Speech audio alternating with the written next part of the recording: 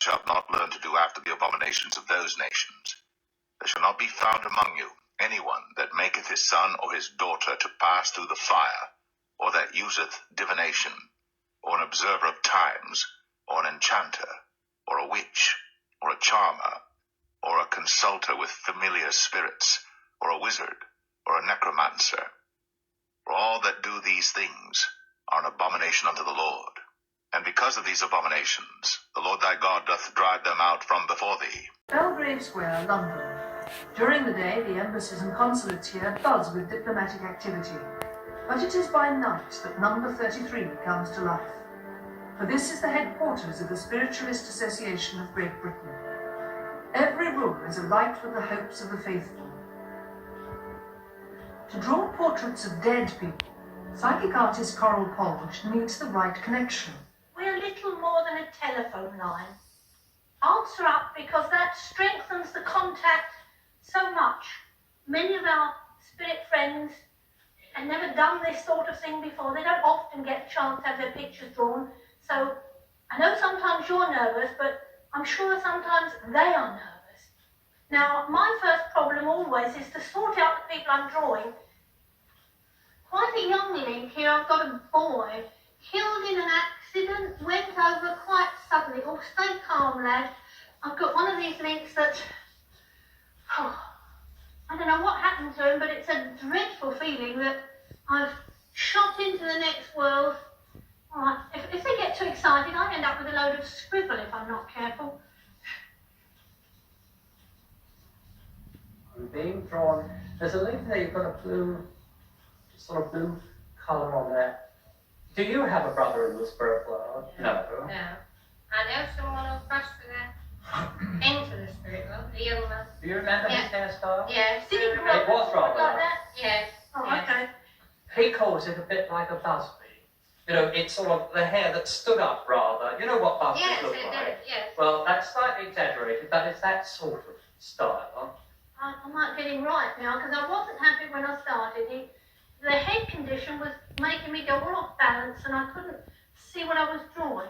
That's better. You'll remember him sticking his hands in his pockets, won't you? I do. Yes, because he yes. said if there's one thing you often told him about, to take your hands out of your pockets. You do look slummocky or slouchy, sort of thing.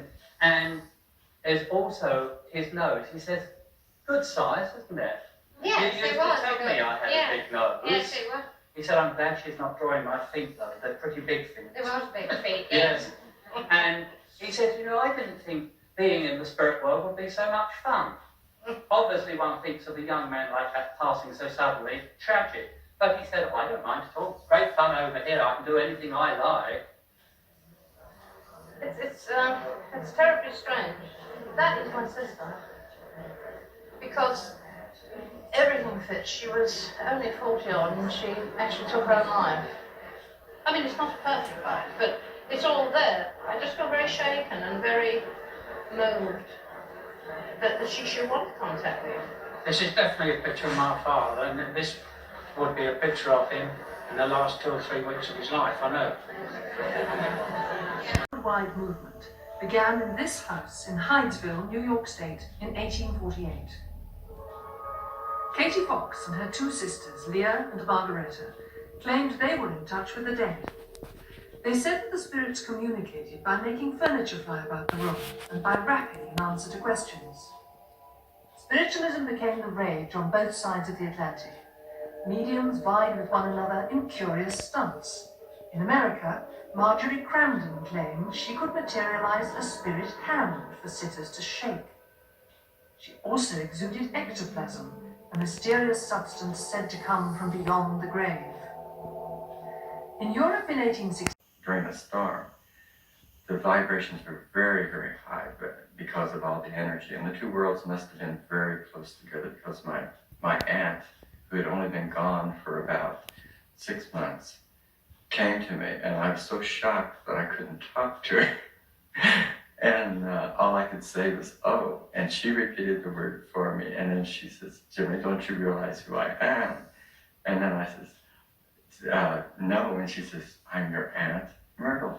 And then I talked to her a little bit, and she told me how wonderful it was on the other side, and how well she was getting along. Dolph works through his fingers.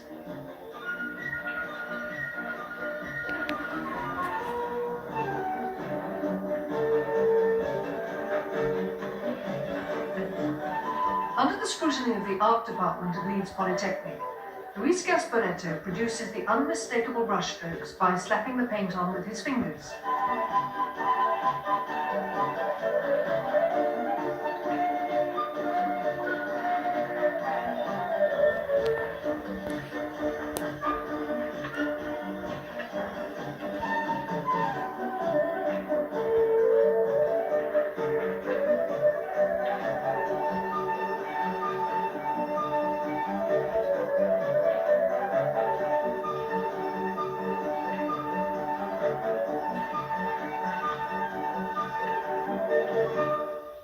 And when the mood of the music changes, so does the style of his paintings.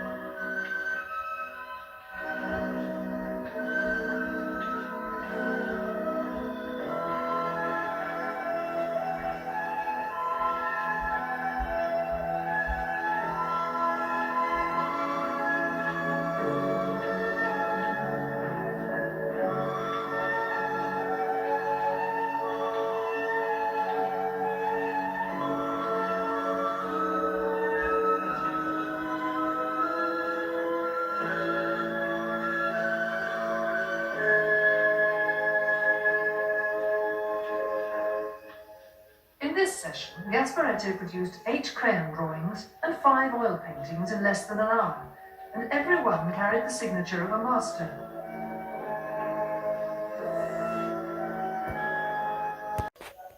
Retired teacher Stella Horrocks also claims to be in creative communication with the dead. In her case, they seem to come through by automatic writing. I'm in touch with over 200 spirits at the present time, but some come and go.